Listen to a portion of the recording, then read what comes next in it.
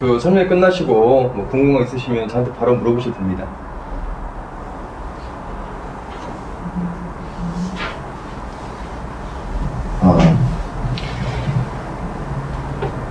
안녕하세요. 목동 히트센서 곽영웅 원장입니다.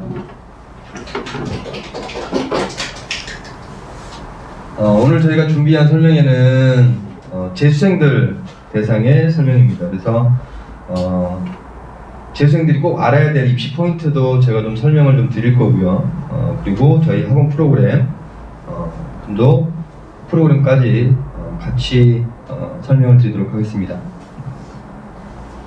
보통 이제 지금 1월에 개강하는 거는 보통 저희는 재수 조기 선발반이라고 합니다. 그래서 재수 조기 선발반은 1월 11일에 개강을 하고요. 보통은 재수 조기 선발반은 1월 한 뭐 3일이나 4일 정도에 보통 개강을 많이 했었는데, 올해 같은 경우는 전체로 입시 일정이 좀 늦춰지다 보니까 지금 저희가 1월 11일에 개강을 하게 됩니다.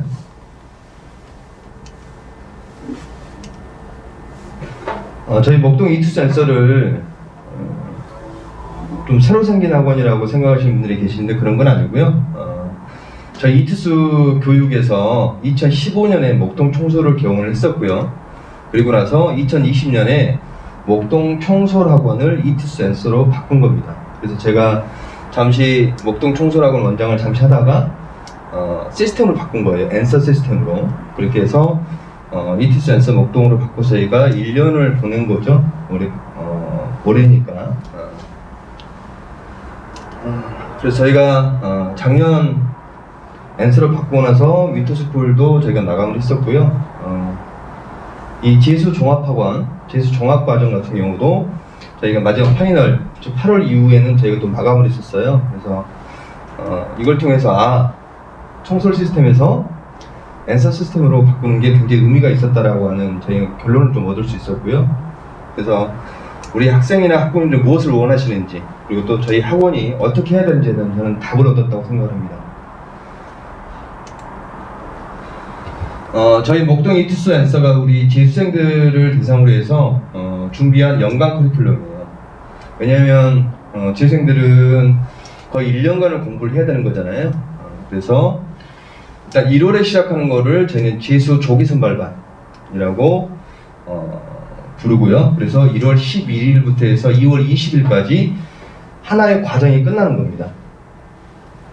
6주 과정으로 해서요. 그리고 재수 정규반이 시즌 1이 2월 22일 월요일에 개강을 해서 10주간 진행을 하고요. 그리고 시즌 2 8주, 시즌 3 10주, 시즌 4 10주 이렇게 해서 1년 과정을 거치게 됩니다. 결국 재수생들이 성적을 만들어내는 가장 중요한 핵심 포인트는요, 반복의 힘이에요. 한 번, 두 번, 세 번, 네 번, 다섯 번 반복. 그래서 매 시즌에 기본적으로 하나의 과정을 끝내는 겁니다.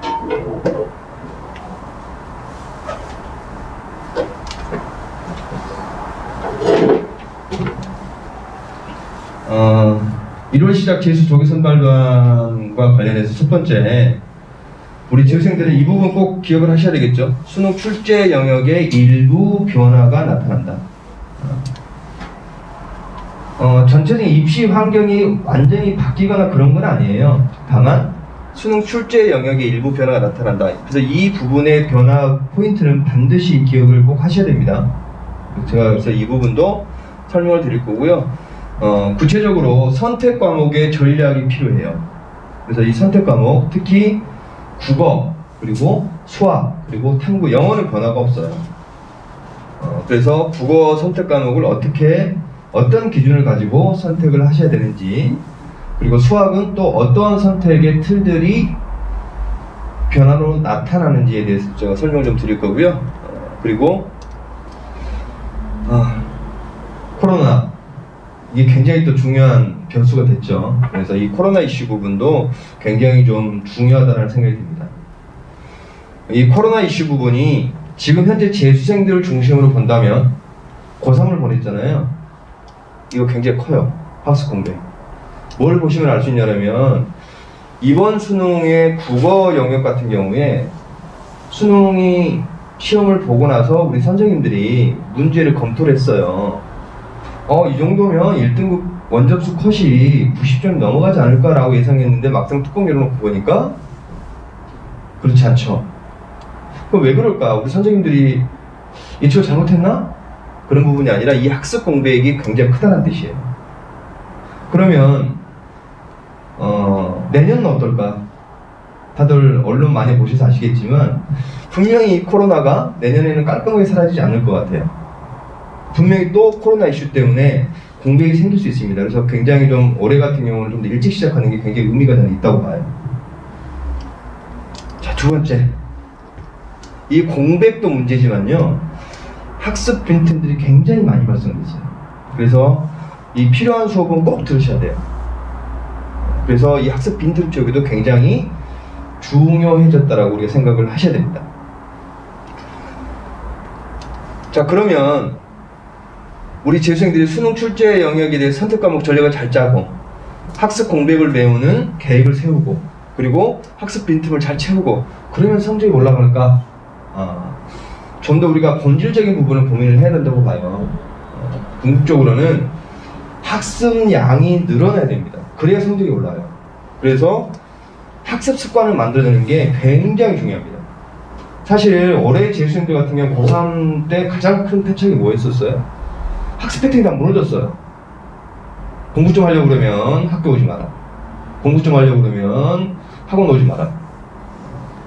그래서 그런 어떤 여러 가지 변수에 흔들리지 않는 이 학습 습관을 만드는 게 굉장히 중요하다고 저는 봐요. 그게 코로나 이슈가 있든 없든 가장 저는 재수생들이 중요하게 생각해야 되는 하나의 본질이라고 생각을 합니다. 그렇게 했을 때 궁극적으로 학습 역량의 극대화를 만들어낼 수 있다고 봐요. 첫 번째, 제일 중요한 것부터 좀 부연 설명을 드리면 학습 역량의 극대화가 결국은 재수 성공에 있어서 가장 핵심 포인트입니다. 자, 이쪽 그래프 한번 볼까요? 이쪽 그래프를 한번 보시면 이쪽이 학습량이고 이쪽이 시간이에요. 그러면 여기가 재수 시작이고 여기가 수능인데 이 그래프가 단위 시간당 학습량이에요. 단위 시간당 학습량이 어떻게 되고 있나요? 일반적으로 아이들이 다 이런 패턴을 그려요. 단위 시간당 학습량이 계속 줄어들어요. 그럼 왜 시작했을 때는 단위 시간 학습량이 높죠? 대부분의 학생들이 처음에 내가 재수를 결심하고 나면 그 한 달간은 굉장히 공부를 열심히 합니다. 그러다가 시간이 지나면 서서히 긴장감이 풀어져요. 마치 재수생이 자기 직업 같아요. 처음에는 뭐 어마어마한 각오를 갖고 있어요. 시간이 지날수록 앉아있는 시간은 별 차이가 안 나는데 단위 시간당 학습량이라는 경우 집중력이죠. 아주 쉽게 얘기하면요, 수학을 놓고 보면 100분 동안에 몇 문제를 풀 거냐는 거예요. 그러면 100분 동안에 문제를 제일 많이 푸는 날이 언제일까요? 모의고사 날이에요. 모의고사 날 문제를 제일 많이 풉니다. 똑같은 시험지 가지고요, 자습하라고 그러면 절대 모의고사 날만큼 문제 풀지 못해요. 그럼 모의고사 날 왜 문제를 많이 풀까요? 모의고사 날 긴장하잖아요.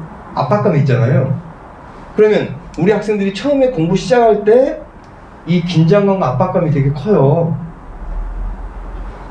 재수 결심하니까 뭐 엄마도 좀 눈물이 글썽글썽하고 본인도 좀 기분이 그래서 각오가 엄청나거든요. 그러다 시간 지나면 서서히 말랑말랑해져요. 자, 여기에 대단한 함정이 하나 있어요. 단위 시간당 학습량이 줄어들지만 누적 학습량은요 계속 늘어나요. 왜 그렇죠? 누적은 이 단위 시간당 학습량의 이 면적의 합이에요. 그러니까 학생들은 재수하면 성적 오르지 않을까? 왜? 나의 누적 학습량은 계속 늘어나고 있으니까. 이런 식의 사고를 한다는 거죠. 그래서 자기를 위로해요. 어떻게 하다 보면 성적이 나오겠지. 안 나와요. 결국은 이 단위 시간당 학습량을 이 그래프처럼 일정하게 유지를 시켜주면 누적 학습량은요, 이 면적 합이니까 어떨까요? 폭발적으로 증가합니다. 그래서 학습 습관이 굉장히 중요한 거예요. 자, 그러면 우리는 이런 그래프를 만들어내야 된다는 거예요. 그러면 어떻게 해서 이런 그래프를 만들어낼까? 답 나와 있죠? 모의고사 일에 단위 시간 학습량이 극대화 된다. 그럼 우리 재수생들은 재수하는 동안에 매일매일 어떻게 하면 될까요? 모의고사식 자습하면 돼요. 모의고사식 현강 수업 위주로 공부하시면 돼요. 그럼 모의고사식이라고 하는 거 이런 거죠. 주어진 시간에 이걸 하려고 아둥바둥해야 된다는 뜻이에요. 그리고 불편해야 돼요. 집에 있으면 편하니까 공부 안 됩니다. 집에서도 공부할 수 있잖아요.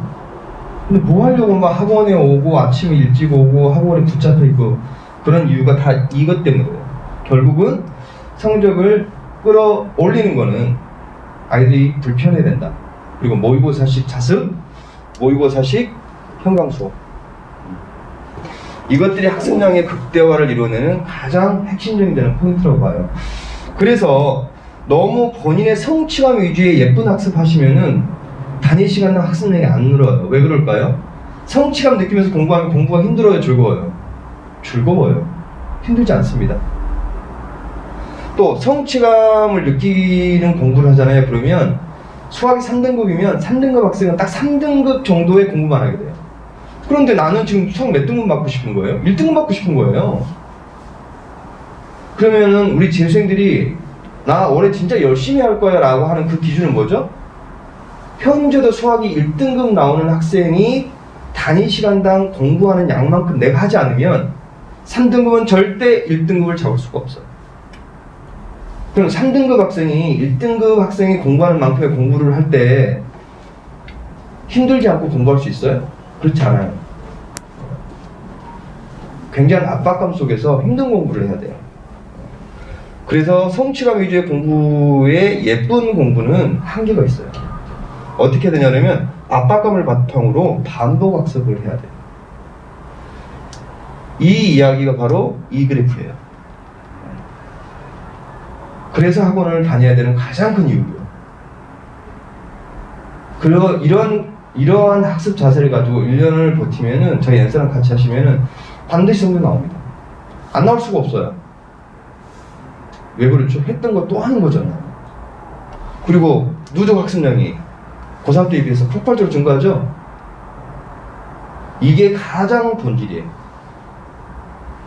그렇지 않고 예를 들면 내가 수학이 약하니까 수학을 집중적으로 공부하겠다라고 하면요, 수학 성적 조금 오르고 내가 시간차를 좀 절한 국어는 또 성적이 떨어져요. 제가 최근에 우리 재수생들 상담하면서 이런 얘기를 했어요.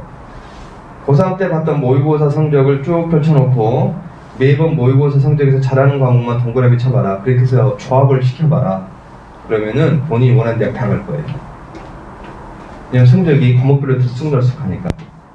그럼 그거를 균질하게 성적을 끌어올리려면 반드시 학습 역량을 극대화시키지 않으면 본인이 원하는 대학을 못 간다는 뜻이에요. 근데 자꾸 학생들은 너 재수하면 어떻게 할 거니? 그러면 저는 수학에 약하니까요. 수학에 집중할 거예요. 그래서 이런 식의 계획만 세워요.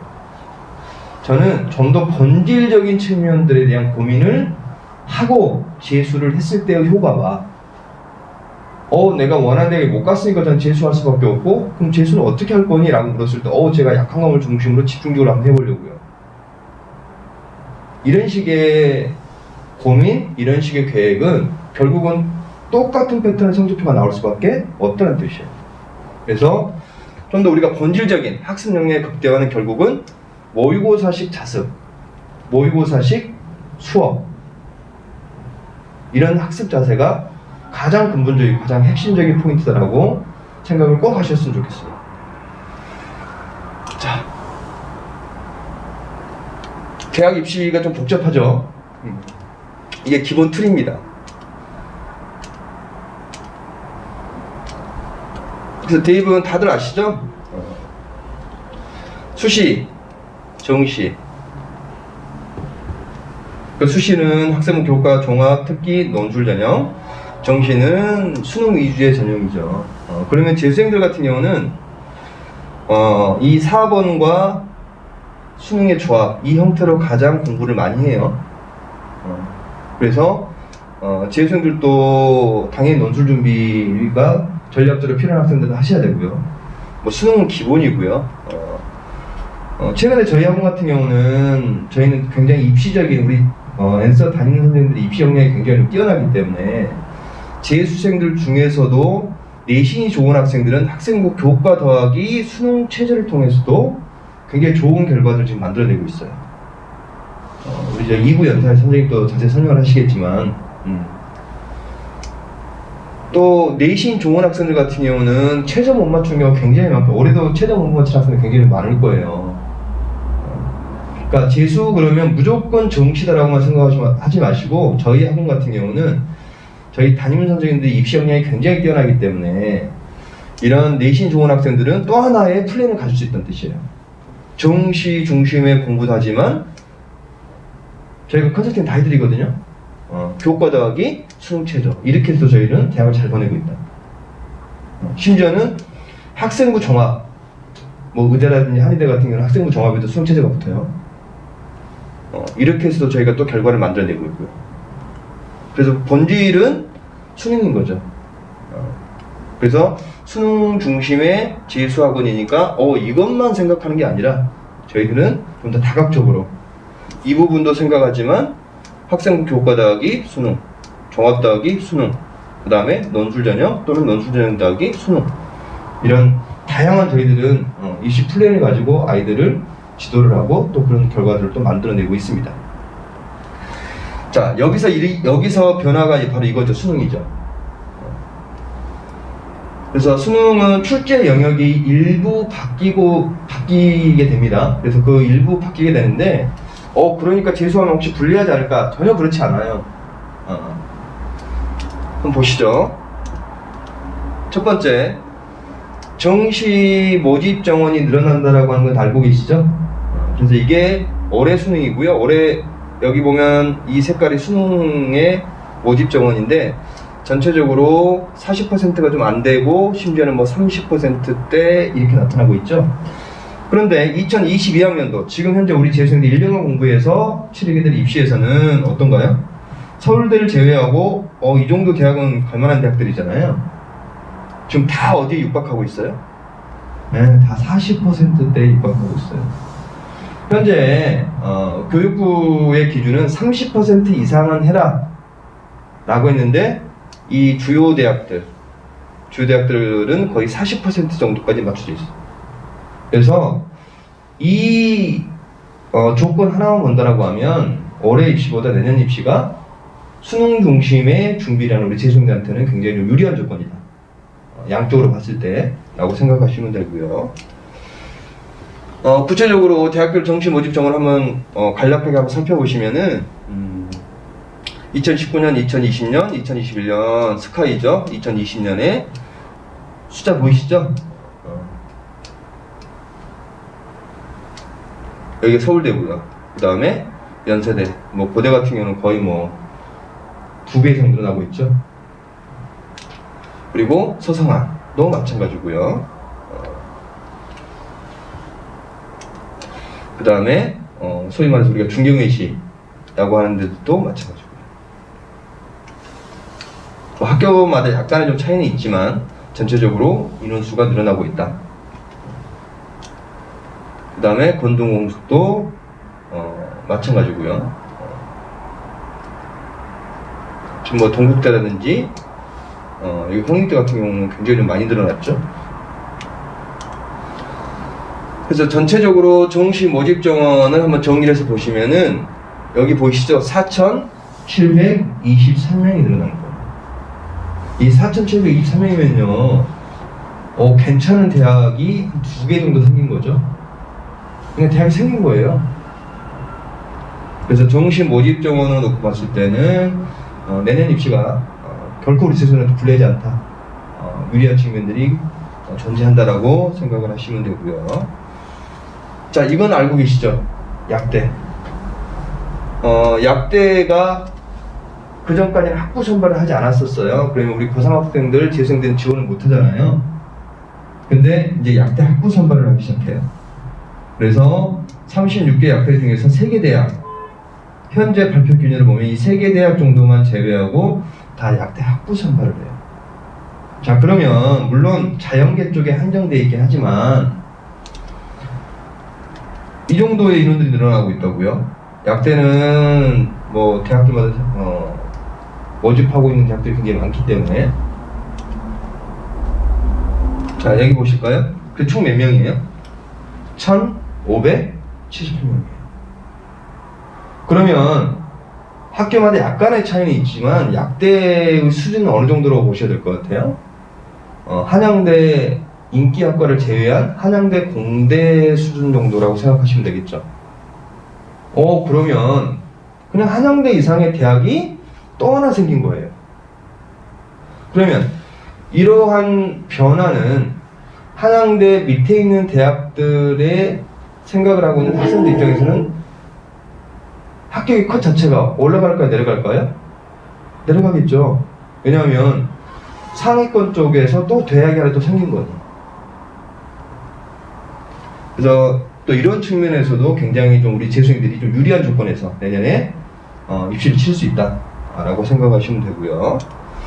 자, 구체적으로 좀 수능 개정안 대입 개편안을 좀 보시면은 첫 번째 수능 위주 전형이 이게 정시 전형이에요. 그래서 이 정시 전형이 30% 이상으로 확대되고 있는데 서울 시내 주요 15개 대학은 30%가 아니라 한 40% 정도로 맞춰져 있다. 자, 그 다음에 국어 한번 보실까요? 국어. 자, 국어는 그전에는 어땠어요? 선택 과목이 없었어요. 독서와 문법, 문화, 그 다음에 이 언어가 문법이에요. 문법. 이 언어가. 그 다음에 화작문. 이렇게 해서 하나의 시험지를 가지고 문과생이든 이과생이든, 즉 인문이든 자연이든 하나의 시험지를 가지고 성적을 산출했었는데, 자, 내년 입시부터는 독서와 문학은 공통이고요. 그리고 선택이 들어가요. 화작문, 화법과 작문, 언어와 매체, 이것 중에 하나를 선택을 하셔야 돼요. 여기서 언어와 매체는 그냥 문법 정도라고 생각을 하시면 돼요. 이걸 선택을 하셔야 되고요. 그 다음에 수학은 그전에는 가형과 나형이 있었는데 수학은 공통과 선택으로 나눠져요. 그래서 수1, 수2는 공통이고요. 여기서 공통이라는 말은 이제 인문자연 구분이 없다는 뜻이에요. 인문자연 구분이. 그리고 이 선택에 가면은 확통, 미적분, 기하 중에서 하나를 선택을 하셔야 돼요.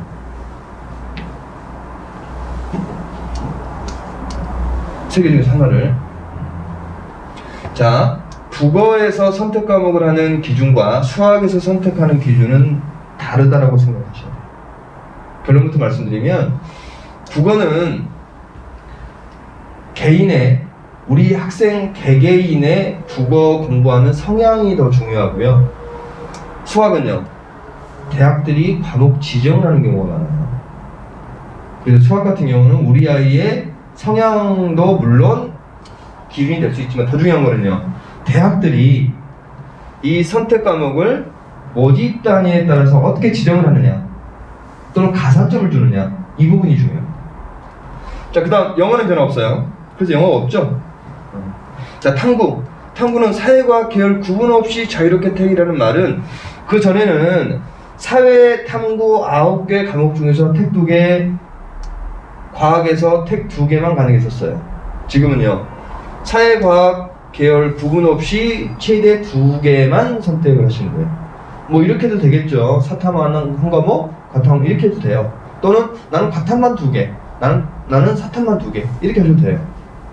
자, 여기도 대학들이 어떻게 과목 모집 단위에 따라서 과목 지정을 하느냐가 굉장히 중요한 포인트가 됩니다.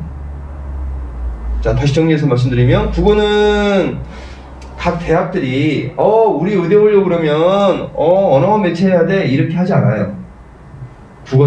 그러니까 국어는 우리 아이의 국어 성향이 중요한 거고, 수학과 탐구는 대학들이 모집 단위에서 과목 지정을 하고 있기 때문에 이것을 더 중점적으로 보셔야 된다는 뜻이에요. 자, 그 다음에 제2의 국어. 제2의 국어가 원래 뭐 했었어요? 상대평가 했었죠. 근데 여기로 오면은 뭘로 바뀌어요? 네, 절대평가로 바뀝니다. 그럼 서울대는 제2의 국어가 필수니까 인문 쪽에서는 그건 결론으로 놓고 보더라도 서울대를 가지 않는 학생들 같은 경우 문과 쪽 학생들이 제2의 국어를 선택을 많이 했었어요. 특히 뭘 많이 했었냐면요, 아랍어를 선택했었어요. 아마 아랍이라는 나라에서 보면 우리나라를 되게 좋아할 거예요. 이렇게 대한민국이 이 아랍에 대해서 관심이 많은 걸로 생각하시겠죠? 근데 사실 관심은 별로 없죠. 그거를 선택했던 이유는 또 하나죠. 뭐 한 20점 맞아도 1등급이 나올 수 있잖아요. 왜냐하면 상대평가 있었으니까. 근데 이게 뭘로 바뀌어요? 절대평가로 바뀌게 되면요, 사실 선택에 있어서 큰 의미가 사라지는 거예요. 그래서 아마도 뭐 거의 선택을 많이 하지 않을 거라고 봅니다. 그래서 이런 변화가 하나 나타나는 거죠. 자, 그럼 우리가 고민해야 되는 거는 이제 국어, 수학, 탐구가 될 텐데 한번 구체적으로 보시죠. 자, 먼저 국어. 선택 과목뿐만 아니라 국어가 우리 학생들을 많이 힘들게 하고 있죠. 자, 국어는 기본적으로 공통 과목이 문학과 독서고요. 34문항 74점이고요. 선택 과목이 화작문 그리고 언어와 매체에서 각각 11문항씩 26점으로 배정이 되어 있어요. 자, 그러면 결국은 뭘 선택해야 되죠, 이거? 자, 이런 기준을 가지고 우리 학생들은 선택을 하셨으면 좋겠어요. 첫 번째, 자, 학습 부담. 뭐가 더 클까요? 언어와 매체가 좀 더 커요. 우리 학생들은 알아요. 이거 화작문 공부, 딱히 뭐 공부를 뭘 해야 되지? 라고 생각이 들 거 정도밖에 없어요. 그래서 학습 부담은 확실히 학법과 작문이 적다. 학습 부담은 언어 매체, 이 언어 매체 문법이니까 해야 될 것들이 많잖아요.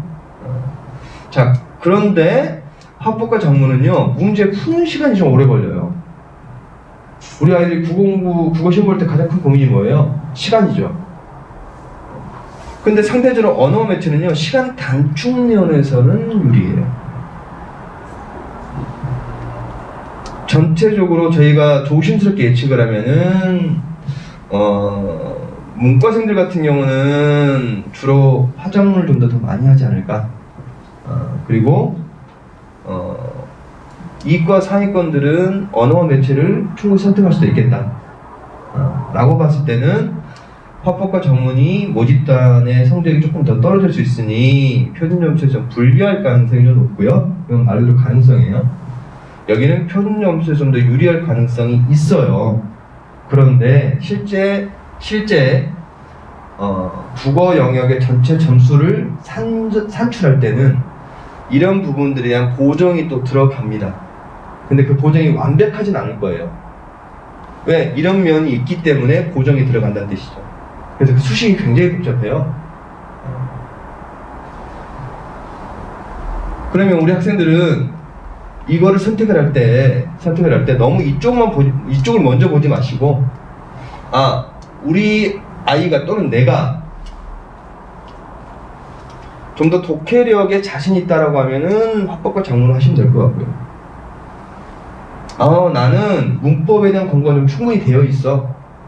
그런데 나는 독해력이 조금 자신이 없고 문제 푸는 시간이 좀 많이 걸려 라고 하는 학생들 같은 경우는 이쪽으로 선택을 하는 것도 하나의 방법이 되겠죠.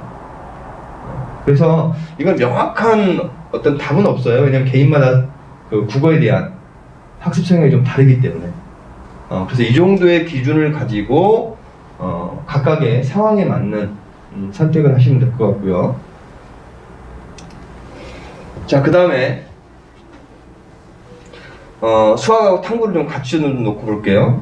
자, 보시면 광운대, 상록대, 상명대, 성신여대, 숭실대는요, 수학 선택 과목이 자연계열이에요. 확률을 해도 되고 뭐 상관없어요. 그런데 미적하고 기하에다가 뭘 주고 있어요? 가산점을 주고 있죠. 그런데 또 하나 여기서 변수, 우리 학생들은 알고 있지만 고3 때 수능에 기하가 있었어요? 없었어요? 없었어요. 학교에서도 내신 수업으로 기하 듣는 애들이 그렇게 열심히 공부했을까 안 했을까요? 별로 안 했어요. 그럼 대체적으로 뭘로 갈 가능성이 많아요? 거의 다 미적으로 그럴 가능성이 많겠죠. 근데 이 확률과 통계를 하셔도 돼요. 이 정도 대학의 라인업에서는. 근데 또 여기는 또 뭘 주고 있어요? 과탐에다가 또 가산점 주고 있죠. 자, 명기대, 서울과기대, 서울교대, 확률, 확통 다 들어가 있죠. 근데 서울과기대 같은 경우는 확통이 없네요. 그럼 확통 선택하면은 이과생이 확통 선택하면 여기 서울과기대 못 쓰는 거죠. 그쵸? 나는 오로지 서울과기대만 쓸 거야 라고 항상 이렇게 하셔도 돼요. 그러면은 가군, 나군, 다군 원서 3개 써야 되잖아요. 그러니까 전체적인 흐름을 보시는 게 중요하겠죠. 한양대는 확통 선택하면 못 쓰는 거예요. 미적분하고 기하 중에 선택하셔야 되니까. 자, 그 다음에 여기 가톨릭대, 광운대, 덕성여대, 동명대, 삼육대 쭉 보시면은 어때요? 여기 다 확률 들어가 있죠? 들어가 있죠? 자, 여기까지 보시고 나서 뭐 하나 느끼시는 거 없나요? 아까 그 한양대나 서울과기대 같은 경우는 자연계열 쪽에 확통이 없었죠. 그 두 대학을 빼면 대학의 수준이 그렇게 높지는 않죠. 죄송합니다. 이 대학을 원하시는 분도 계실 텐데, 이게 일반적으로 보면요. 그래서 전체적으로 보면은 라인업이 대충 보이시죠? 감이 오시죠? 그러면 대략 건대 이상의 대학들, 바로 밑에 있는 대학들은 자연계를 할지라도 확통을 선택해도 괜찮다라고 하는데, 해도 되지만 우리는 미적분과 기하에 가산점을 줄 거야 라고 하는 흐름이 보이시죠? 자, 그런데 이쪽 보니까 어때요? 여기 대학 하면 참 좋겠죠. 그쵸? 여기 대학들은 더 어때요? 아예 확통이 없네요? 그쵸? 없잖아요. 그러니까 가산점도 없죠?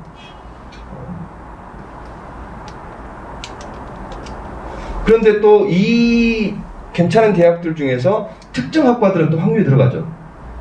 어떤 그 모집단위들이죠. 자유전공학부, 융합과학, 가정교육, 지식융합, 데이터 사이언스, 건축, 도시, 조경. 어떤 느낌이에요? 문과와 이과 또는 인문과 자연 쪽 약간 경계선에 있는 일부 학과들이죠. 일부 학과들에서는 자연계를 할지라도 뭘 집어넣어주고 있어요? 확률을 넣어주고 있죠? 근데 내가 딱 이 모집 단위만 겨냥해서 원서 쓸 수는 없죠. 공부할 수는 없죠. 그래서 전체적으로 본다면 대학에서 이 정도의 과목 지원을 하고 있기 때문에 일정 부분의 성적이 되는 학생들은 결국은 자연계열은 뭘 선택하셔야 될 것 같아요? 미적이나 기하, 이런 선택을 하게 되겠죠. 이해되셨죠? 그럼 탐구는요? 그냥 과탐을 선택을 하게 되겠죠. 물론 제가 보여드리는 대학보다 더 낮은 대학들 같은 경우는 서로 교차가 가능한 거예요. 그래서 수학 선택, 그 다음에 과탐 선택 같은 경우는 우리 아이의 현재의 성적, 그리고 우리 아이가 갈 수 있는 대학의 라인업을 어느 정도는 보시고 결정을 하셔야 된다. 그렇더라도 적어도 인서울 이상의 대학들은 거의 답이 나와 있는 거랑 마찬가지예요. 그러면 자, 문과 같은 경우는 어떨까요? 문과 같은 경우는 문과는 미적을 하셔도 돼요. 네, 기하를 하셔도 돼요. 근데 우리 문과생들이 굳이 미적과 기하를 해서 특별히 가산점 높는데 굳이 할 필요가 있어요? 할 필요 없겠죠. 왜요? 공부량이 훨씬 더 많잖아요. 그럼 결국은 문과생들은 뭘 선택할 수밖에 없을까? 수학은 확통으로 가겠죠. 자, 우리 문과생들이 과탐의 공부량이 많아요? 사탐의 공부량이 많아요? 과탐의 공부량이 많죠. 그래서 문과생들은 결국은 사탐을 할 수밖에 없을 거다. 자, 결론.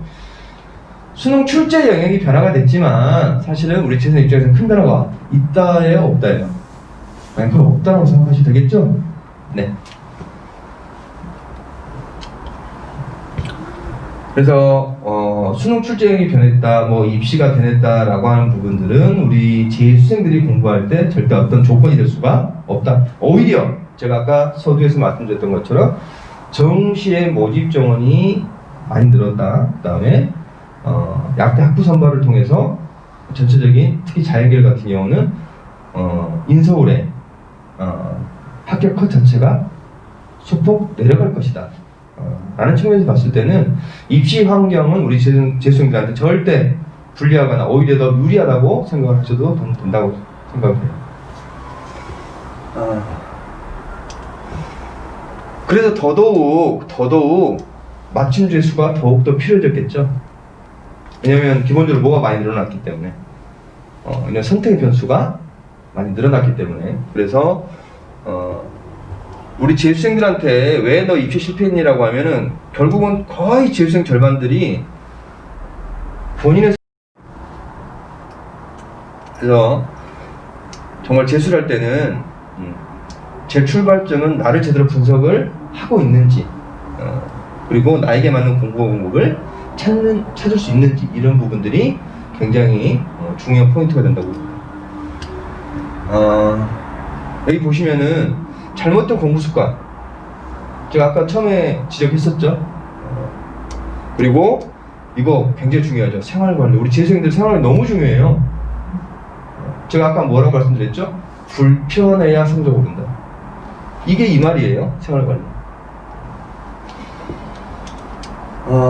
저희가 앤서라고 하는 이 시스템을 저희 회사에서 제가 실무를 맡아서 제가 고민하고 제가 만든 프로그램인데 첫 번째 출발이 이거였었어요.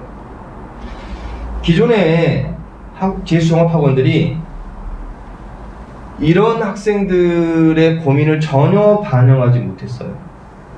그냥 고등학교 때처럼 반을 만들어 놓고 그 반 안에서 똑같은 수업을 듣게 만들었던 거죠. 국어 수업도 똑같이, 영어 수업도 똑같고, 수학도 똑같고. 자, 보세요. A 학생은 국수 영탐 등급의 합이 이렇게 나왔어요.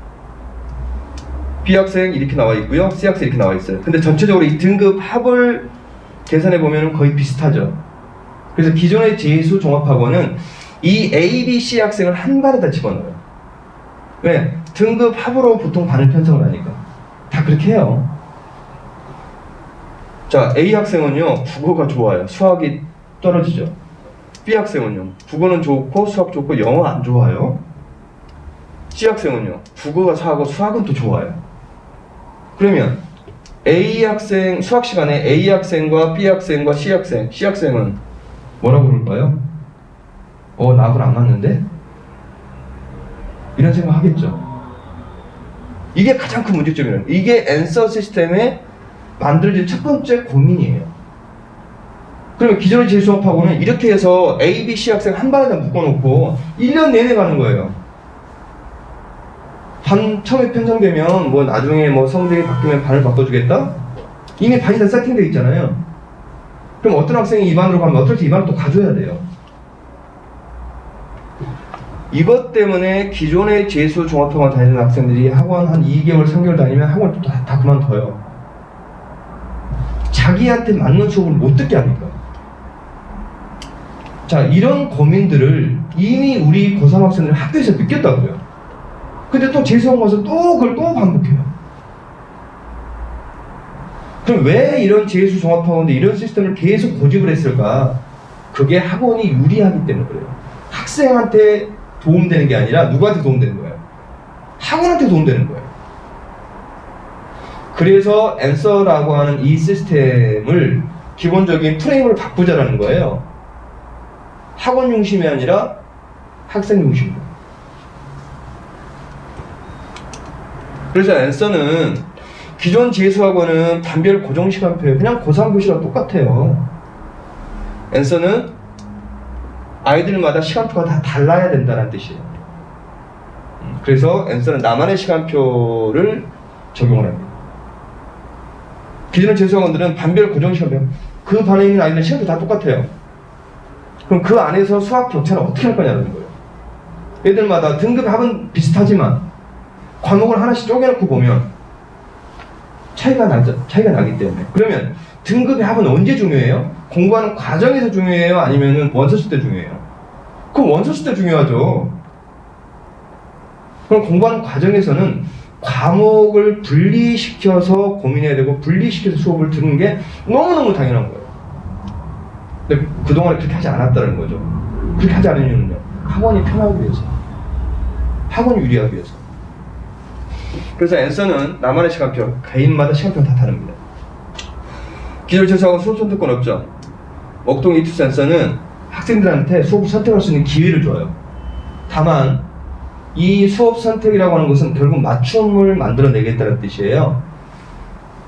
앤서가 이렇게 하니까 애들이 마음대로 수업 듣고 애들이 하고 싶은 대로, 그렇지 않아요. 여기서 수업 선택의 의미는 뭐냐면요, 학생들의 성적 패턴, 학습 성향, 성취도를 우리가 존중하겠다는 거예요. 하지만 믿지는 않아요. 그래서 저희 나만의 시간표 짤 때 선생님들이 따라서 들어가서 감시해요. 그리고 그 선생님이 최종 컨펌을 해야지만 나만의 시간표가 통과되는 거예요. 자, 이런 시스템을 만들려면 공간적으로 강의실에서 기존에는 강의실 수업과 자습을 들었는데, 수업하는 공간과 자습하는 공간을 반드시 분리시켜 줘야 돼요. 그래서 앤서 같은 경우는 수업은 강의실에서, 자기주도 학습, 자습은 개인별 지정 독서실에서 합니다. 자, 우리 재수생들이 재수를 할 때 가장 경계해야 되는 적이 하나 있죠. 첫 번째가 뭐예요? 스마트폰이에요. 가장 경계해야 되겠죠. 그래서 저희 학원 들어오는 순간 무조건 핸드폰 납수해요. 집에 갈 때 핸드폰 줘요. 자, 두 번째 적은요, 바로 옆에 있는 내 친구예요. 재수를 해본 선배들이라든지 친지분이 있으면 꼭 물어보세요. 어마어마하게 친해져요. 왜 그렇죠? 아침 7시 50분부터 밤 10시까지 같이 붙어 있어요. 같은 공간에. 안 친해지는 게 더 이상해요. 그러면서 아이들이 재수 초기에 단단하게 다졌던 그 각오들이 그 친구들과의 관계 속에 서서히 이렇게 무너져요.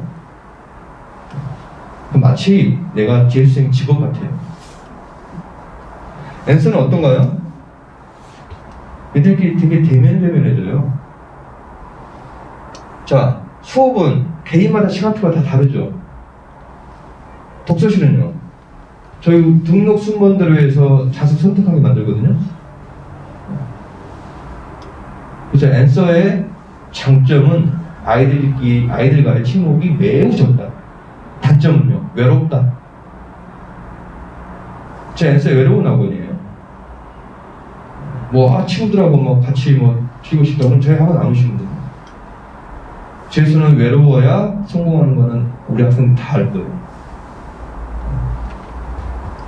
그래서 기존 재수학원과 앤서는 이런 차이점이 존재하고요. 단, 저희가 먹동 청소할 때는 아이들 자습 관리 이런 부분들은 굉장히 학부모님들 만족도가 높으셨어요. 그래서 그 관리 시스템은 그대로 가져오는 거예요.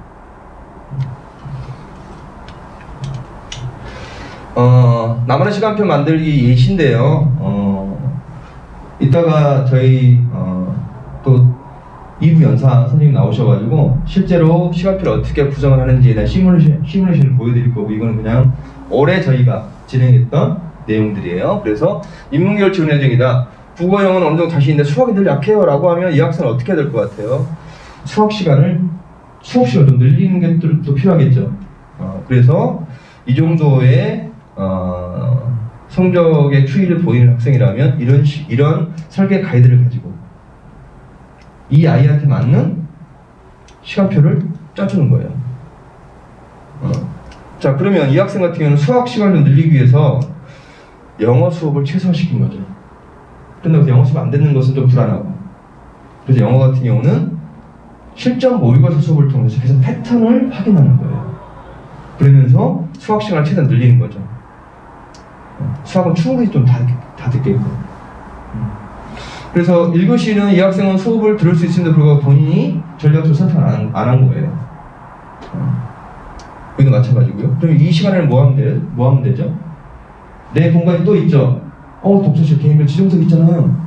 거기서 공부하시면 돼요. 자, 이 학생 한번 볼까요? 이 학생은 자연계열 지원 예정인데 의대 진학을 목표로 하고는 좀 아쉽죠, 성적이. 그래서 이 학생은 또 이 학생에 맞는 시간표를 짜는 거예요. 이런 설계 가이드를 가지고. 그래서 전체적으로 국어에서 독해력을 강화하기 위한 시간표를 구성하고 상대들의 약점을 보이는 영어하고 과탐에 좀 집중하겠다. 그래서 또 이런 시간표를 만들어내는 거죠. 시간표 다르죠? 자, 그럼 이런 나만의 시간표는 처음에 학원 들어왔을 때 한 번 하고 끝나는 게 아니죠. GS 조기선발반 때 시간표 세팅 한번 하고요. 그 다음에 GS 정규반 들어가면 시즌 1 때 또 세팅하고 시즌 2 때 또 세팅하고 이렇게 해서 성적이 변화되면 또 거기에 맞춰서 또 본인이 수업을 듣는 거죠. 내가 수학이 약했어. 처음에 기본 수업 듣다가 성적이 좋아지면 뭘로 가야 돼요? 심화 수업으로 가야 될 거잖아요. 근데 기존 재수 종합학원에서 이게 다 불가능했단 말이에요. 왜냐하면 반배정이 전 과목의 영역의 등급의 합으로 반을 만드니까.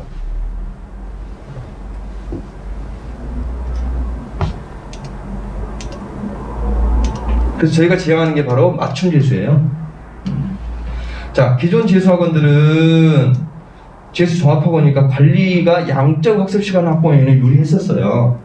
근데 항상 이게 문제였었죠. 단별 부정 시간표. 나는 영어 수를 좀 줄이고 싶어. 안 돼. 난 수학을 좀 늘리고 싶은데 안 돼. 저는 영어는요 좀 기본 수업을 듣고 수학은 좀 심화 수업 듣고 싶은데요. 그거 안 돼. 왜냐면 반에 배정되면 수업의 수준이 다 해결되잖아요. 이게 가장 큰 문제점이었다고요. 그러니까 기존에 GS 종합학원 다니다가 한 2, 3개월 다니다가 저 뭐 그냥 단과학원 다닐 거예요. 그럼 뭐가 펑크나죠? 또 생활관리가 또 펑크나요. 생활관리 잡자니 또 수업의 만족도는 또 떨어져요. 늘 이런 딜레마에 빠진다고요, 우리 재수생들. 그래서 만들어진 게 앤서 시스템입니다. 관리는 기본적인 틀은 다 가져오고요. 그리고 좀 더 질적인 측면에서 더 보완한 거죠. 어떤 걸 통해서? 자습 환경을 더 끌어올린 거예요. 프리미엄 독서실에서 몰입학습을 할 수 있도록. 그리고 담임을 오로지 담임 업무만 할 수 있는 분으로. 그래서 얘들하고 최대한 개별 상담을 많이 할 수 있도록. 어떤 애들은요 상담하는 걸 굉장히 좋아하고 상담을 자주 함으로써 애가 굉장히 동기를 얻어요. 어떤 학생들은 좀 기다려줘야 돼요. 개인마다 다 다르잖아요. 그래서 이런 학생들은 좀 개별적인 그 접촉의 상황이라든지 수준이라든지 이런 걸 좀 달리 적용을 해야 되는데 과거에는 그러지 못했다는 거죠. 과거에는요 이 반중심의 학원에서는 거의 애들 관리를 상담보다는 무엇으로 들어보셨죠? 종례, 집체교육, 애들 모아놓고 정신 똑바로 차려 뭐 이런 거죠. 그리고 한 5분 하고 그냥 가요. 그럼 상담할 시간은 있어요? 없어요. 왜? 담임선생님들이 수업하느라고 너무 바빠요. 또 반대로 수업하는 선생님들한테 담임을 맡겨놓으니까 강의 잘하는 선생님들은 다 도망가요. 내가 왜 그것까지 해야 돼?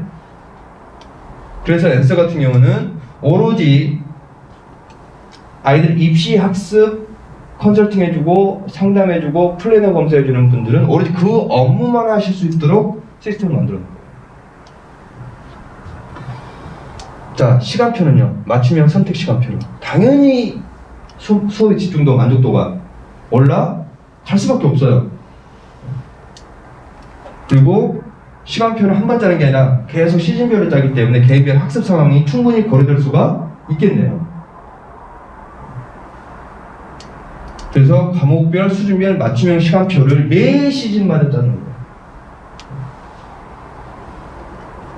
그래서 관리라는 측면에서 양적, 질적인 학습량까지 확보를 하면서 수업의 만족도까지 극대화시키는 시스템이 앤서 시스템. 이게 너무 당연한 건데요. 기존까지 이거를 GS 종합학원을 하지 않았다는 거죠. 하지 않은 이유는요. 학원이 이렇게 하는 게 더 편하니까. 비용도 더 적게 들고. 그걸 과감하게 깨트린 게 앤서 시스템입니다. 저는 단언컨대 제 종합학원들이 다 앤서가 될 거라고 봅니다. 안 될 수가 없어요. 그래서 저희 앤서 시스템의 운영은 기본적으로 나만의 몰입 자습 공간과 수업 공간을 분리시켰다. 그래서 자습 공간은 프리미엄 독서실이고 저희가 또 스터디 카페하고 스터디 바까지 또 준비해놨어요. 독서실 공부하다 답답하면 여기 가서 공부하라고요. 졸리면 서서 공부하라고요. 그리고 이 자습실 관리는 저희 학생 지도과 또 팀이 또 별도로 또 있어요. 그래서 독서실 관리까지 완벽하게 다 저희가 진행이 되고요. 우리 재수생들이 자습하는 동안에 학습의 보완적인 측면에서 인강을 듣는 것 허용을 해요. 인강 듣다가 학습 외의 영상을 보면 저희는 벌점 당연히 부과하고요. 그날 집으로 보내버려요. 아주 단호하게. 집에 가서 자습해라. 그리고 부모님한테는 꼭 연락을 드려요. 오늘 이러이러한 사유로 얘가 영상 보다가 다른 걸 봤기 때문에 오늘은 집에서 자습시키도록 하겠습니다. 대신 수업은 듣게 해요. 수업 결손 나면 안 되니까. 얘가 계속 졸아요. 깨웠는데 또 졸아요. 3회 이상, 당일 3회 이상 계속 졸면 부모님한테 연락드리고 벌점 부과하고 집으로 보내고 수업은 듣게끔 하고. 그래서 좀 저희가 자습 관리 이름은 굉장히 단호하게 관리가 진행이 되고요. 그 다음에 수업은 정말 저희 앤서 같은 경우는 강의에 자신이 없으면 앤서 수업 못하는 거예요. 왜요? 기존 반 시스템에서 수업을 못해도 애들이 도망갈 수 있어요? 없어요? 도망 못 가요. 앤서는요, 다음 시즌 애들이 수업을 안 들어버려요. 선생님들이 긴장할 수밖에 없어요. 대신에 선생님들께서 수업을 수업할 때 기분이 너무 좋대요. 애들이 너무 집중을 잘해주니까. 왜 잘해주겠어요? 본인이 선택한 거잖아요. 본인이 필요로 해서 만들어진 시간표잖아요. 선생님들이 수업 준비할 때는 스트레스 받고 긴장되지만 수업할 때는 진짜 힘이 난다. 이게 앤서예요. 선생님들도 건전하게 경쟁해야죠. 왜 아이들한테만 경쟁하라고 그래요?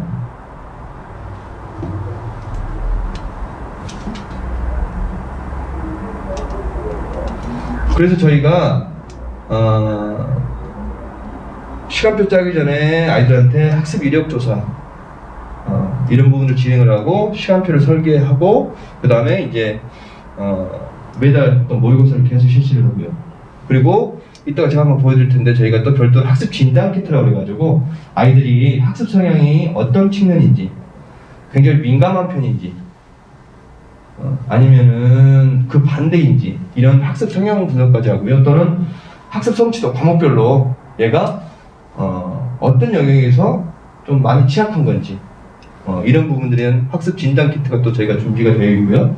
그 다음에 매달 이투스 전국 모의고사, 또 교육청 모의고사, 그 다음에 평가 모의고사 당연히 학원에서 봅니다. 이런 걸 통해서 전체적인 총점의 변화 이런 부분들까지 저희가 다 관리를 다 해드릴 거예요. 그리고 이러한 모든 관리의 중심은 당연히 저희 앤서 담임 선생님들이 다 배정이 되거든요. 그래서 우리 부모님들은 이 앤서 담임 선생님과 서로 소통을 하시면 돼요. 이게 방금 제가 말씀드린 진단 키트고요.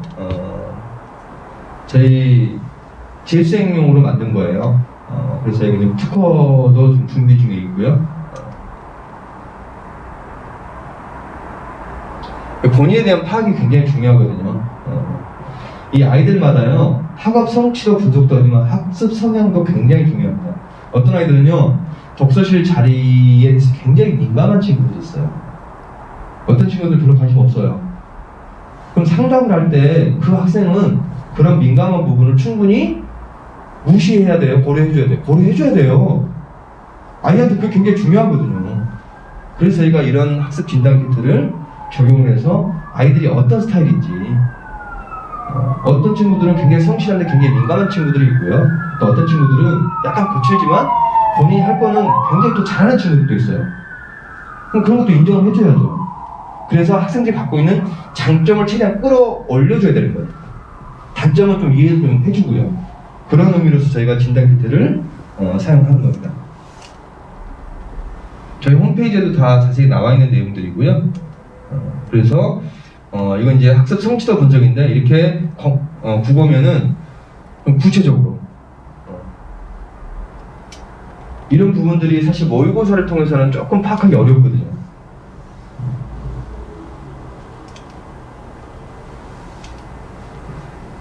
자, 학습 환경 부분인데요. 이게 저희 독서실입니다. 독서실이고 여기 보시면은 이런 식으로 아이들이 뭐 패드라든지 노트북을 가져와서 온라인 강의도 들을 수 있기 때문에 충전할 수 있도록 개인별 전원 콘센트까지 책상에다가 다 설치해놨고요. 그다음 책상도 뭐 이런 그 강의실 책상이 아니라 저희가 맞춤 제작해서 충분히 아이들이 공부하는데 불편함이 없도록 맞춤 제작한 거고, 그다음 의자는 좀 내구성이 좋은 시리즈 의자로 다 준비해 놓은 거고요. 그리고 내 자리 바로 옆에 이렇게 책장이 같이 붙어 있어요. 우리 재수생들 책 엄청 많아져요. 이런 공간은 꼭 필요하거든요. 그래서 딱 여기가 내 공간처럼 아이들이 여기서 자습을 좀 몰입감 있게 할 수 있고요. 그 다음 특히 독서실 같은 경우는 저희가 환기 시스템까지 새롭게 공사 다 한 겁니다. 그리고 뭐 공기청정기라든지, 그 다음 여기 사진은 안 보이지만 저희가 별도로 또 개별 칸막이까지 또 설치, 또 추가적으로 개별 칸막이까지 설치가 다 되어 있습니다. 자, 여기는 독서실에서 공부하다 보면 답답할 수 있어요. 집중력이 좀 떨어질 수 있죠. 그럼 잠깐 여기 카페에 와서 공부할 수 있도록. 뭐 여기 카페니까 와서 뭐 커피 한 잔에 여유를 줄이고 그런 공간 아니에요. 여기 공부하는 공간. 그리고 여기 카페에 가면은 학생들 편의시설, 아이들 또 복사 같은 것도 할 수 있거든요. 그래서 복사기도 학생들 복사기 또는 뭐 아이들 간식 가져올 수도 있으니까 학생들 냉장고까지 저희가 다 비치가 다 되어 있고요. 여름에는 뭐 제빙까지 저희가 준비가 다 되어 있습니다. 최대한 아이들이 공부하는 데 불편함이 없도록 그런 사소한 부분들에 있어서는. 그리고 이런 데들은 저희가 독서실 바로 앞에 졸리면 서서 공부할 수 있도록 이런 스터디 바도 저희가 다 준비를 해놓은 겁니다. 그래서 수업도 중요하지만 우리 재수생들 자습 굉장히 중요한 거 아시죠? 그래서 그런 부분들에 있어서 아이들이 최대한 좀 몰입할 수 있도록 저희가 자습에 대한 관리는 철저하게 진행을 하고 있고요. 그 다음에 저희 엔서 같은 경우 자습할 때도 딱 100분씩 자습할 수 있도록 저희가 세팅을 해놨어요. 왜 100분일까요? 굳이 수능 때 가장 오래 앉아있어야 되는 시간이 몇 분이에요? 100분이에요. 그래서 저희는 엔서는 수업도 그래서 100분, 자습도 그래서 100분. 늘 100분 동안에 집중력 있게 앉아있어야 되는 습관들을 계속 만들어내야 돼요. 자, 수업 시스템에서 이제 가장 중요한 게 나만의 시간표인데요. 나만의 시간표는 저희가 1월 11일에 저희가 개강해요. 그래서 미리 저희는 시간표가 다 나와 있어요. 기존의 반중심의 재수 종합학원들은요, 아직 시간표 짜지 않았어요. 왜 짜요? 언제 짜냐 그러면요, 기존에는 개강하기 전날 짰어요. 반 세팅을 해야 되니까. 이거 우리 학원 관계자들 다 알아요. 뭐 하려고 시간표를 먼저 짜요? 아이들한테 미리 알려줄 필요도 없는데, 아이들 의사 하나도 중요하지 않는데. 근데 엔서에서는요, 시간표를 먼저 짜내야 돼요. 그리고 저희가 12월 30일 전후에 개강하기 전에 와서 한 번 더 와야 돼요. 그래서 이때 나만의 시간표 상담, 설계, 즉 상담을 하는 겁니다. 자, 그렇게 해서 1월 11일에 개강을 하잖아요. 그리고 이게 끝이 아니에요. 수업을 들어보니까 너무 어려운 거예요. 또는 저희 엔서는 수업을 많이 들어도 수강료가 동일하고 수업을 적게 들어도 수강료가 동일해요. 그러니까 또 수업을 또 왕창 들어요. 일주일에 보니까 감당이 안 돼. 그러면 과목을 또 빼도 돼요. 또는 어떤 과목은 내가 심화 수업이 가능하다고 선생님과 상의를 했는데 막상 들어보니 생각보다 어려워요. 아, 그러면 이번 시즌에서 내가 기본 수업을 듣고 다음 시즌에 심화를 올라타야 되겠다 라고 생각할 수도 있잖아요. 막상 들어보니. 그러면 이 일주일 동안이면은 거의 수업을 다 한 번씩 들어볼 수 있잖아요. 그럼 시간도 정정할 수 있는 길을 떨어져요. 자, 이렇게 하고 수업을 들었을 때 하고, 과거처럼 밥만 들어놓고 내가 어떤 수업을 어떤 선생님을 들을지도 모르는 그런 시간표상에서의 수업과 수업의 만족도가 너무 차이가 많이 나요. 기존의 재수종합학원은요, 우리 학생들이 고3 때를 그냥 떠올리시면 돼요. 개학날 이 교실 앉아있으면 선생님 들어오셔가지고 안녕 나는 수학 선생이야. 이 수업은 이 선생님이 하시는구나 를 언제 알게 돼요? 개학날 알게 돼요. 똑같아요, 학원도. 근데 앤서는 미리 다 할 수 있어요. 내가 이 수업은 어떤 정도 수업 듣고 나는 수학 수업을 좀 더 늘려야 되겠어. 늘릴 수 있고요. 좀 줄일 수 있고요. 이게 저희 나만의 시간표예요. 다시 한번 말씀드리지만 나만의 시간표 혼자 짜는 게 아니라 우리 앤서 담임 선생님과 같이 짠다. 우리 앤서 담임 선생님 들어가서 감시하는 거예요. 얘가 정말 필요한 수업을 안 듣고 있는 거 아닌가 혹시. 물론 재수생들은 굉장히 잘 알아요. 왜냐면 한번 해봤잖아요. 그래서 앤서 담임 선생님과 같이 시간표는 설계가 된다. 왜냐면 이거 시간표를 설계할 수 있다고 하니까 멤버 부모님들은 우리 안에 선택장애가 있는데 뭐 이런 걱정하시는 분도 많아요. 그래서 그런 부분들에 대해서 우리 앤서 담임 선생님들께서 같이 들어가서 같이 고민해 주시고 조언도 해 주시고, 또는 선생님하고 의견이 안 맞아서 이렇게 토론할 수도 있어요. 저는 이런 과정들이 굉장히 필요한 시간들이라고 생각합니다. 그래서 이렇게 진행되는 부분에 있어서 우리 담임선생님들이 중요한 역할을 하실 거다. 그래서 이렇게 시간표가 나옵니다. 그래서 좀 작아서 안 보일 텐데요. 본인 이름이 딱 찍혀서 나와요. 그 다음에 각 강좌마다 강의실 번호까지 다 찍혀서 나옵니다.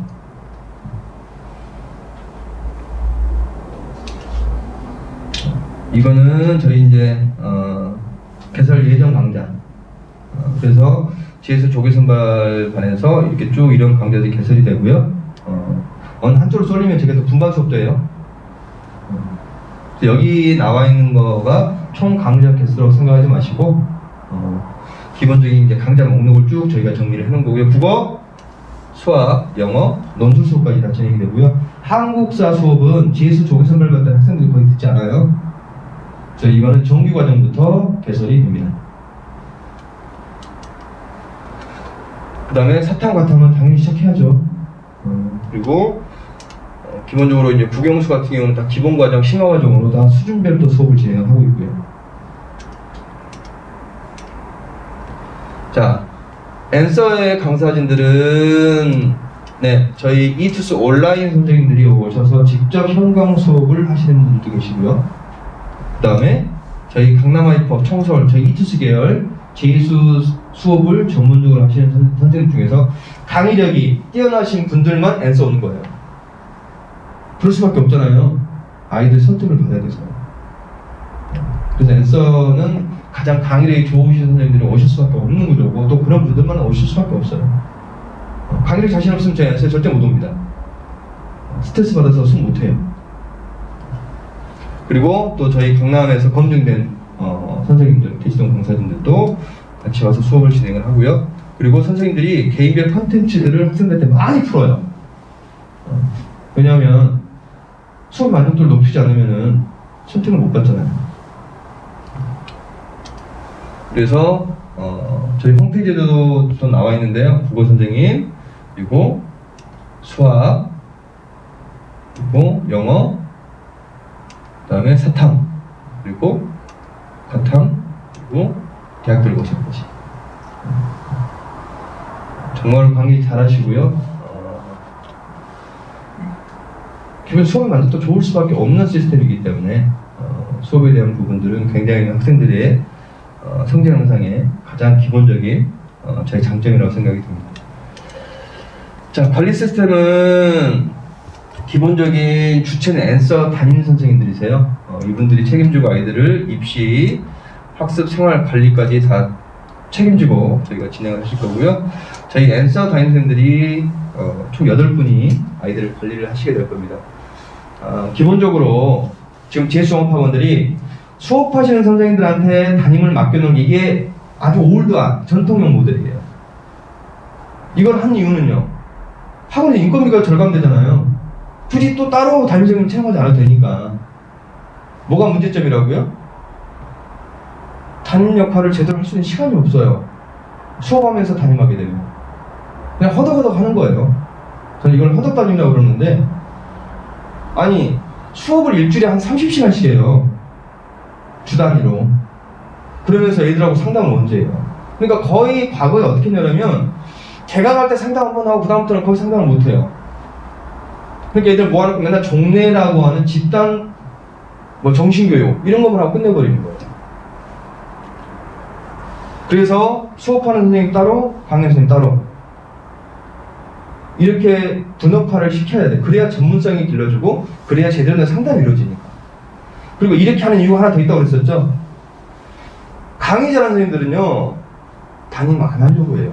왜 안 하려고 해요? 그런다고 해서 담임의 급여가 올라가지 않으니까. 기본적으로 강사는 강의가 중요한 거잖아요. 그래서 강의하는 선생님들한테 담임 맡겨놓으면 좋은 강사들은 다 빠져나가고요.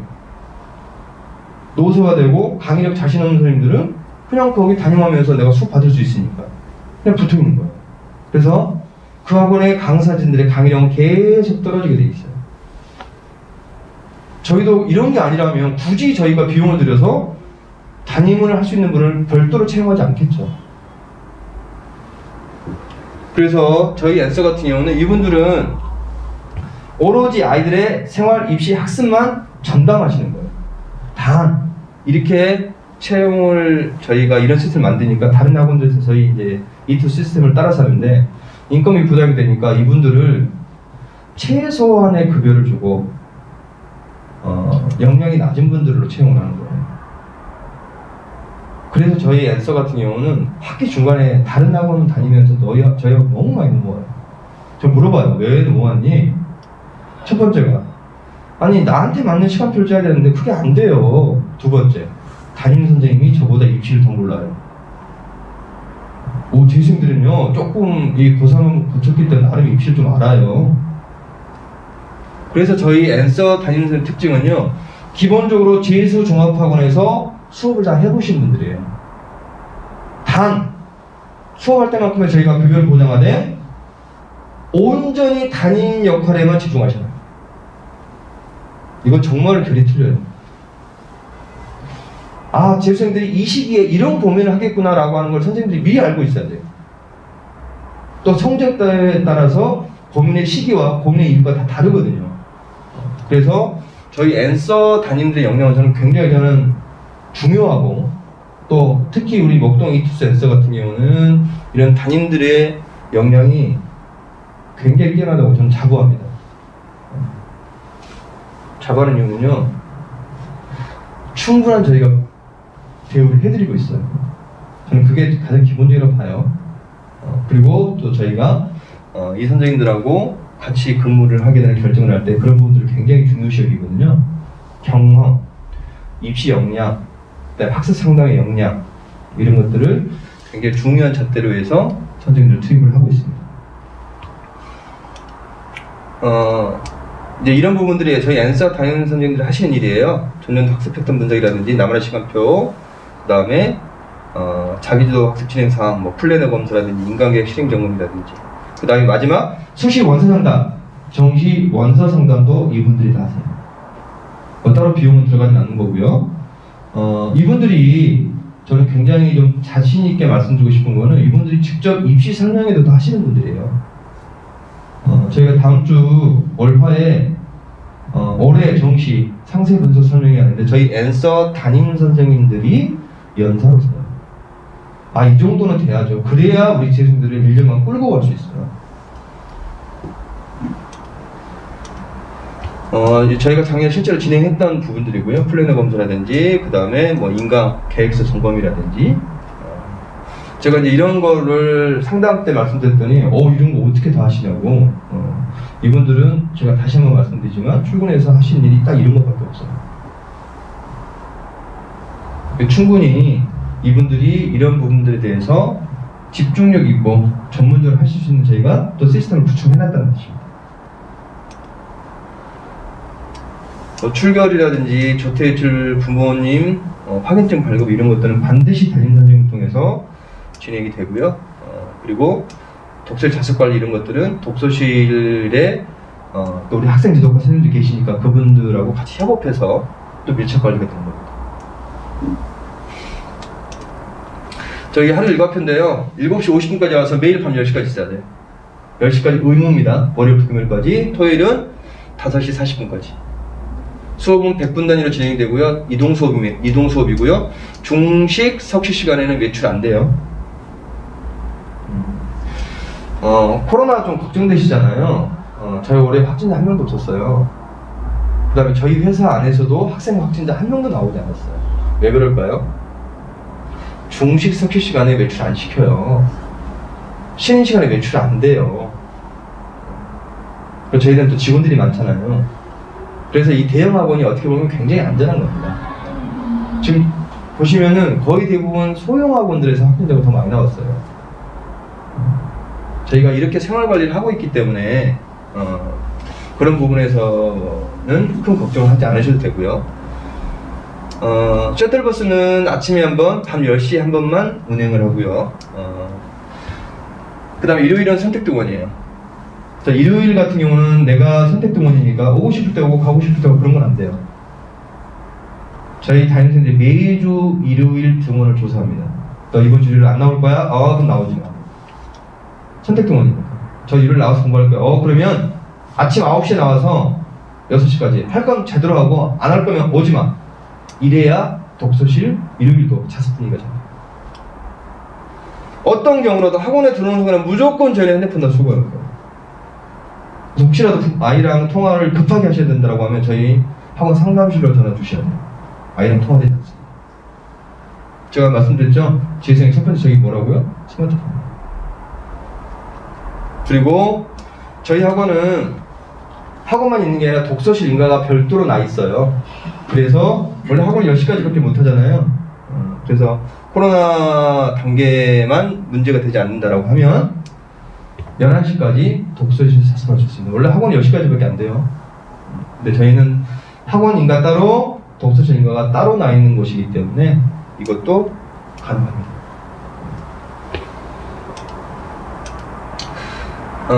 저희 E2 센서가 입시 부분에 영향이 저는 굉장히 강한 이유 중에 하나가 저희 학원 안에 입시 센터가 또 별도로 또 있어요. 저희 본사에도 있고요. 저희 지점 안에도 또 있습니다. 그래서 이 입시센터장에 여기 항상 상주에 있어요. 그래서 그 입시센터장이 여러 가지 입시 교육이라든지 입시 자료들을 계속 만들어내요.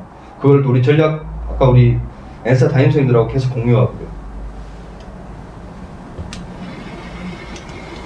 그래서 또 이런 것들은 저희 재수 재원생들 대상으로 저희가 이런 입시 교육을 시킬 겁니다.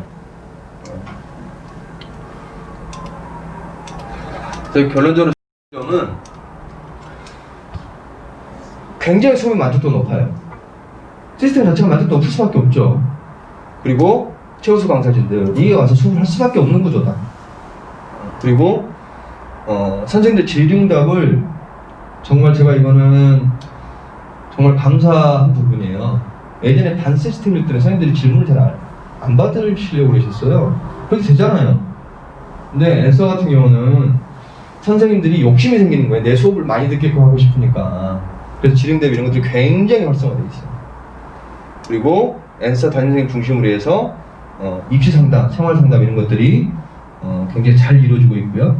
그리고 애들 자습하는 공간들, 독서실 형태도 좀 다양하고요. 개방형 벽병도 있고, 또 아까 보셨듯이 스터디 카페도 있고, 그리고 특히 애들 동선 관리라든지 조퇴출 이런 부분들은 저희 또 학생 지도과 팀을 또 만들어 놨어요. 그래서 그 학생 지도과 팀에서 좀 엄격한 이 독서실 자습 관리도 같이 진행이 되고 있습니다.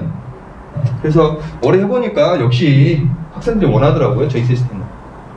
그래서 저희 재수조기반 8월 이후에 저희 파이널반 같은 경우는 저희가 대기생까지 있을 정도로 학생들 만족도 굉장히 좋았었습니다. 모집 요강은 저희 홈페이지라든지 그 다음에 저희 브로셔를 통해서 확인하실 수 있고요. 개강은 1월 11일입니다.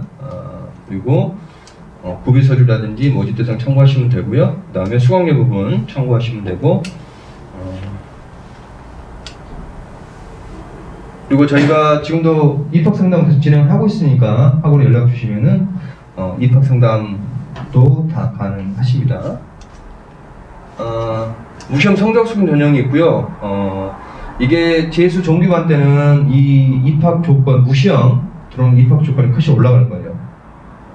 그래서 재수 조기반 같은 경우는 상대적으로 조금 낮은 편이고 정규반 때는 더 올라갈 거고요.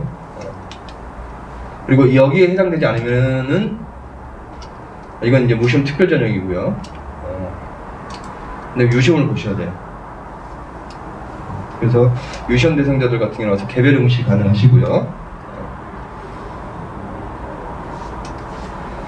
그 다음에 또 저희가 성적 우수 입학 장학금도 있습니다. 여기 해당되는 학생들은 성적표 제출하시면은 여기에 맞게끔 저희가 수강료 할인 혜택도 드리고 있고요. 그 다음에 나중에 학원 들어와서 또 모의고사 시험 잘 보면 또 이런 또 장학 혜택도 저희가 같이 지급을 하고 있습니다.